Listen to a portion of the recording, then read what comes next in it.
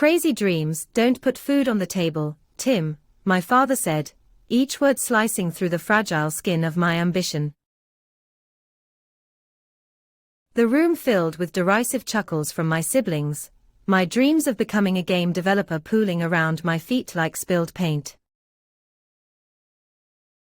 Their laughter felt heavy, and I, the family jester, was the punchline to my own story. It didn't matter that I could lose myself for hours scripting worlds where anything felt achievable. In their eyes, game development was a childish fantasy, a road to nowhere. You need a real job, my mother insisted, her arms crossed in a gesture of finality that said more than words ever could. I looked at them, eyes burning with unspilled tears, then turned on my heel and walked away, clutching my dream like an ember that I refused to let extinguish. Departure was both an escape and an operatic declaration of defiance. I moved to the city, its streets bustling with possibilities, striking chords in my soul that I didn't know were there. I found temporary work in a tech support job to pay the bills, all while my nights were spent coding, my fingers dancing across the keyboard as if it were lifeline, and not just an instrument of labor. Creating was both my salvation and my torment. Lines of code became sentences, sentences, paragraphs, paragraphs, worlds. There were weeks when exhaustion was my only companion, whispering doubts and feeding frustration. Every bug was a whispered echo of my family's disbelief, every lukewarm reception poured salt on wounds that had barely begun to scar over. Then, a breakthrough, a small indie game I designed caught the attention of a niche audience. Calls came, opportunities emerged. I breathed life into new projects, each one a testament to my persistence, my longing to paint my place in a world that had once seemed so elusive. My game became more than a diversion, it became a phenomenon. Awards followed, and with success came recognition that whispered the sweet, undeniable promise of vindication.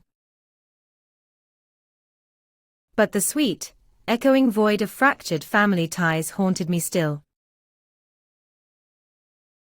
Years later, with my newfound status as a leading game developer, I boarded a plane back to the small town that held my past captive, a return less of necessity and more of determination. The landscape unfolded beneath me like a forgotten map, painted in hues of nostalgia and regret.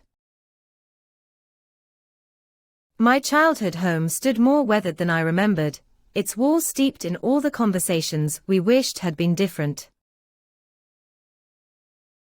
I knocked on the door, feeling the weight of memories pressing like a vice against my ribcage. It opened, revealing my mother, her expression oscillating between shock and a hesitant welcome. The rest of the family gathered cautiously, their unfamiliar hesitance a shield they wore against the man I had become. They tried to speak, but I interrupted with a box in hand, filled with tangible memories of the dreams they had once ridiculed. I laid it open, the awards, copies of my games, articles, all physical testimonies of their son's improbable success. Silence filled the room, a fragile thread woven between disbelief and awe. My father's eyes met mine, softer now, the disapproval of years past thinning to transparency. "Tim," he began, his voice catching like a leaf on a storm's breath. "We were wrong." Victory tasted bittersweet, yet cleansing. Their acknowledgement was a salve on old wounds, unexpected yet deeply sought. But it was his words, 3 simple, weighted syllables, "We were wrong," that unclasped the chains of doubt and silently, effortlessly set me free. The room brimmed with a new warmth, a fire rekindled not just in recognition of success, but in the acceptance of what that success had cost.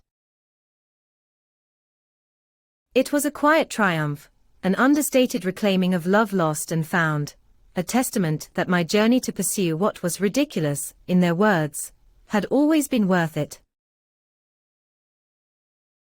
As I left, the past's shadows lingered less ominously, paths converging not in accusation, but redemption.